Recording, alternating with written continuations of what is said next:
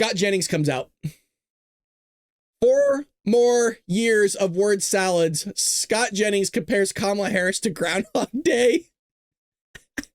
Oh, so here's the clip. Scott doing the Lord's work. Scott's another blessing. And this is probably single-handedly the only person that's keeping CNN alive right now. Or incorrect, then it doesn't really matter what the first 2 bullets are. It's that authenticity. And then what's the first clip we played tonight? Kamala Harris, who popped out, and she saw her shadow, so we'll get 4 more years of word salads. If this is the road Democrats want to continue to go down, people who are going to use cliches, pablum, and sort of just word salad answers to really important questions that everyday people have, they will continue to lose. However, if they take his advice and get authentic candidates who may sometimes say things that are a little contradictory or maybe it's a little raw, people will forgive your warts and your contradictions if they think you're being real. I think he's onto something.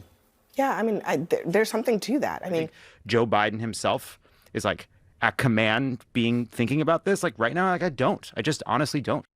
These guys, by the way, coming to this conclusion here in December as Joe Biden is going out the door, when the rest of America came to this conclusion months and months and months and months and months ago, is the funniest thing I've heard today. Can I also just say, honestly, he is not governing that way right now with the last few weeks that he has left. That's very telling. The people around him should be thinking about these things.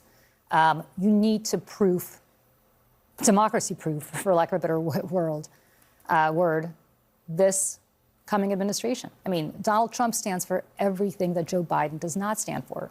And if Democrats are true to their values, they will do everything they can with the power that they have right now, which is limited, to prevent Donald Trump from doing the things that he's already announced that he's going to do. Are you arguing for administrative sabotage? I mean, is that what you're saying? No, that's not at all what I'm arguing for. You're saying they should you should somehow proof the government against the will of the people? I'm sorry. You want to talk about the will of the people? You want to go back 4 years? Because we could talk about the will of the people. We could talk about what I'm saying, Scott. No, thank you for putting those words in my mouth. That's not at all what I'm saying. You said proof. What I'm saying is that we have a statement of values.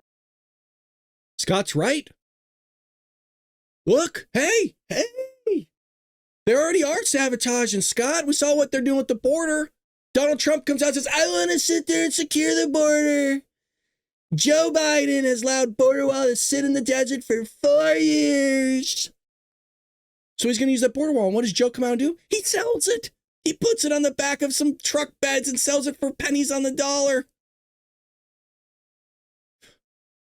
Let's see what some people have to say in the comment section here. Their argument is, we're not going to listen to anything you say. We're going to keep doing what we're doing. She's saying that she wants the Democrats to fight everything Trump does, and that's called democracy proof. They haven't learned a thing. Correct, Jeff. Joe hasn't had control of the White House for the entire 4 years. The stories will come out as the years go on. The left laid the biggest egg of all time on this one. I said it's the greatest lie ever told. That was exactly what Julie was saying, and the fact that she doesn't get that the people voted for Trump because of his plans for this country is stupidity at this point. Well, I mean, the Democrats have been stupid for quite some time, for a very long time. And Scott wasn't done. Scott wasn't done. Scott Jennings nukes Democrats claiming Musk is in charge. I invite them to pick up the Wall Street Journal. Correct. Here's the clip of Scott doing the Lord's work once again. This guy's not getting paid enough. Is this going to wear thin with Donald Trump soon?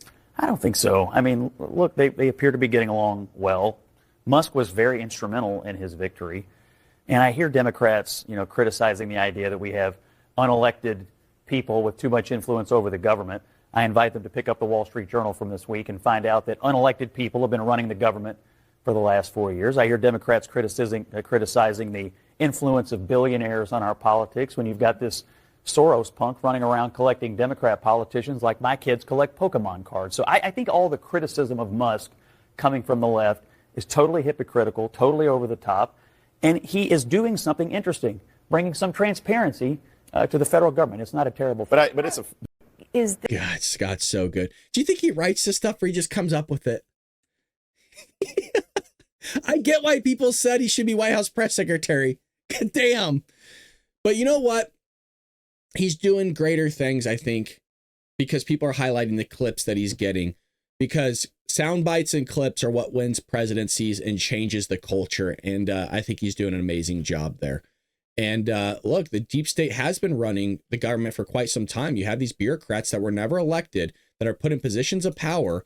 And, well, case in point, what Scott said there, doing things that the American people don't want. And what happens as a cause of that, or one of the many things, is you have to cover up the terrible things the deep state's doing. In other words, you have to lie to the American people. And on day one, when Joe Biden took the oath of office and walked into the White House, they said that it was going to be the most transparent administration in American history. As far as I'm concerned, it's one of the least transparent administrations. I don't even remember Obama lying as much as Joe did, and that's a big statement. So Obama lied a lot. He did a lot of shady stuff. I hope you enjoyed that clip from The Bald Brad Show. If you did, make sure to hit that subscribe button so you can stay up to date on all our future content.